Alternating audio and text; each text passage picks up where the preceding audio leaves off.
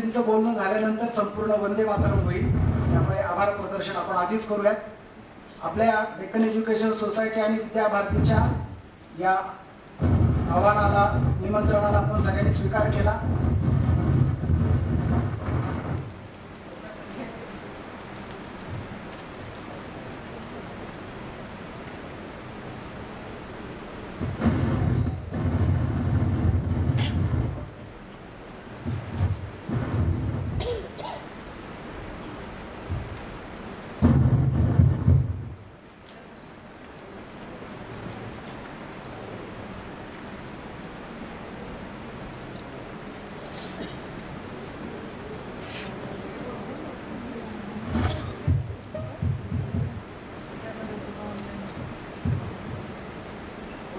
आपण उपस्थित राहिला. मला माहिती आहे कोल्हापूरवरून उशिरापर्यंत आलेले किंवा आमचे महादेव जोगळेकर, आबाताई मिरजेतून पहाटे 3:30ला निघलेले, अशी सगळी मंडळी खूप कष्ट करून आपण इथे आलेलो आहात. त्यामुळे काहींनी जे आपल्याला सगळ्यांना आवाहन केलेलं आहे, त्या आव्हानाचा आपण नंतर नक्कीच विचार करूयात. यानंतर व्यक्तिगत गीत होईल, माननीय गिरीजींचं बोलणं होईल आणि संपूर्ण वंदे मातरमनी आपल्या कार्यक्रमाची सांगता होईल. धन्यवाद.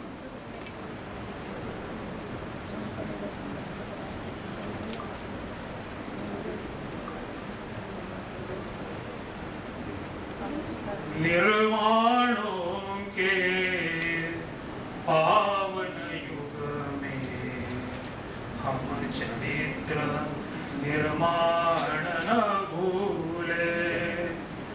निर्माणों के पावन युग में हम चरित्र निर्माण न भूले.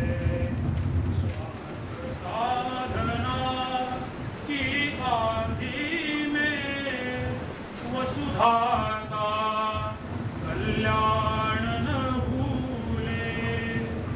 निर्माणों के पावन युग में निर्माण न भूले. माना अगम अगाध सिंधु है, संघर्षों का पार नहीं है. किंतु डूबना मझधारों में साहस को स्वीकार नहीं है. जटिल समस्या सुलझाने को नूतन अनुसंधान न भूले. निर्माणों के पावन युग में हम चरित्र निर्माण न भूले. शील विनय आदर्श श्रेष्ठता तार बिना झंकार नहीं है. शिक्षा क्या स्वर साध सकेगी यदि नैतिक आधार नहीं है. कीर्ति कौमुदी की गरिमा में संस्कृति का सम्मान न भूले. निर्माणों के पावन युग में हम चरित्र निर्माण न भूले. आविष्कारों की कृतियों में यदि मानव का प्यार नहीं है. सृजनहीन विज्ञान व्यर्थ है, प्राणी का उपकार नहीं है. भौतिकता के उत्थानों में जीवन का उत्थान न भूले. निर्माणों के पावन युग में हम चरित्र निर्माण न भूले.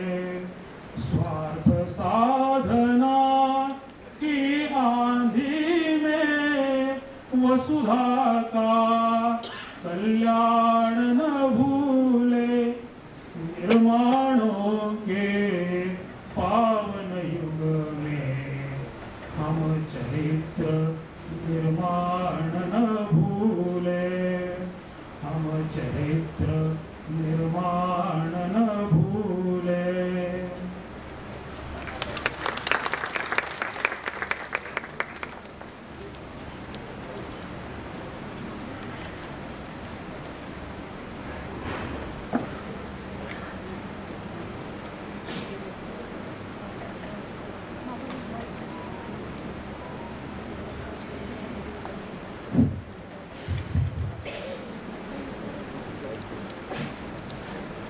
नमस्कार.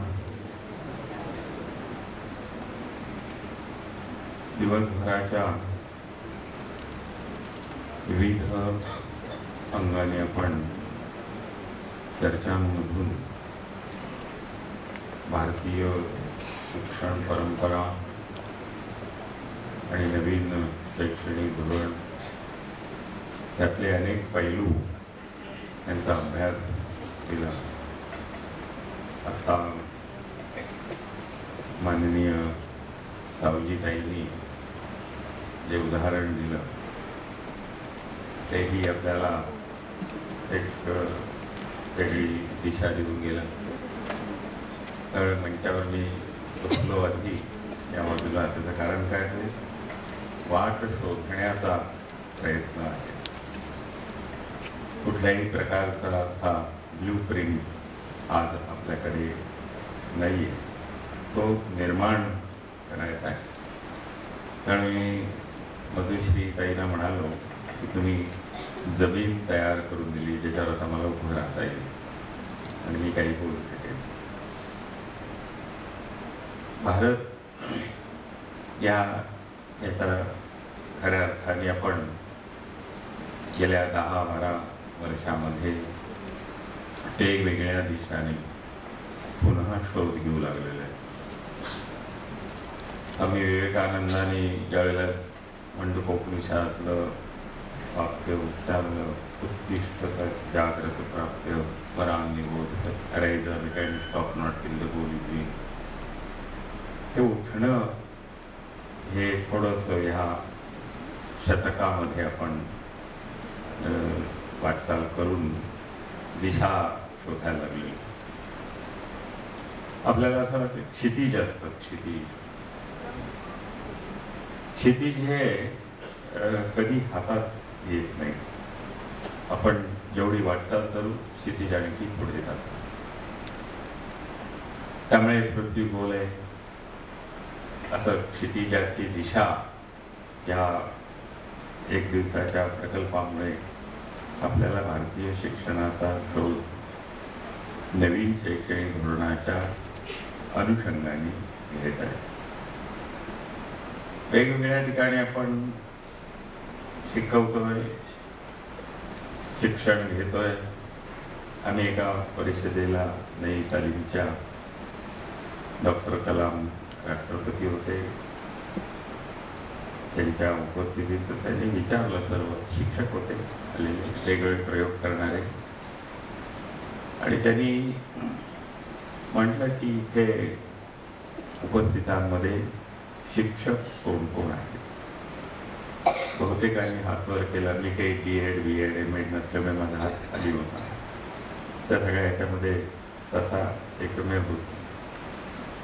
त्यांनी लक्ष गेलं त्याच्यात. ते म्हणले की मी पण शिक्षकच आहे, परंतु शिक्षकांपेक्षा मी विद्यार्थी आहे, आणि शिक्षकाने आधी विद्यार्थी असेल तर तो शिक्षकात चांगला बनू शकतो. त्यामुळे आपण सर्वजण शाळेमध्ये येतो, विद्यालयात येतो, महाविद्यालयात येतो, काही जण विश्वविद्यालयामध्ये शिकवतो. याचा अर्थ आपलं आता सर्व परिपूर्ण झालेलं आहे शिक्षण असा आतापर्यंत घेतला जायचं की पाठ्यपुस्तक शिकवलं की परीक्षा दिली, मुलगा 90%, 60%. आम्ही ज्या वेळेला शाळेत असतो 11वीच्या परीक्षेला 62% म्हणजे खूप मोठं आता 90, 95, 99, 100%, काही वेळेला 102, 103% मार्क पडतात. असं गणित करू नये. त्यामुळे हा शोध घ्यायचा आहे. कुसुमाग्रजांनी एका कवितेमध्ये कोलंबसाचं गौरवगीत अशी कविता आहे की अलीकडे अशा कविता सगळ्या आता पाठ्यक्रमातून गेलेल्या आहेत. पण ती कविता जी आहे त्यात कुसुमाग्रज म्हणतात शेवटच्या याच्यात, अनंत आमची ध्येयासक्ती, अनंत आमच्या आशा, किनारा तुला पामरा. हे थोडासा हे असं आता मंचावर येऊन बोलायला लागलो ही गोष्ट वेगळी, पण थोडा धडपड्या, उद्धट, ठोकाठोकी करणारा असा असल्यामुळे 35 वर्षावरी मंचाचा एक अभ्यास वर्ग होता नाशिकला. आमचे मित्र होते रवी सरस्वती, ते म्हणले आपण तात्यांकडे जाऊ आणि संदेश घेऊ. तात्या म्हणजे विभा शिरवाडकर. त्यांच्याकडे 30-35 वर्षापूर्वी, म्हणजे मी आज जे वय दिसतं त्याच्यापेक्षा 35-40 वर्ष आधी. आणि ठोकाठोकी उद्धट असल्यामुळे थोडंसं धाडस करून मी त्यांना म्हटलं की कोलंबसावरती कविता लिहिली तुम्ही, कशी काय लिहिली? त्यांना काही असं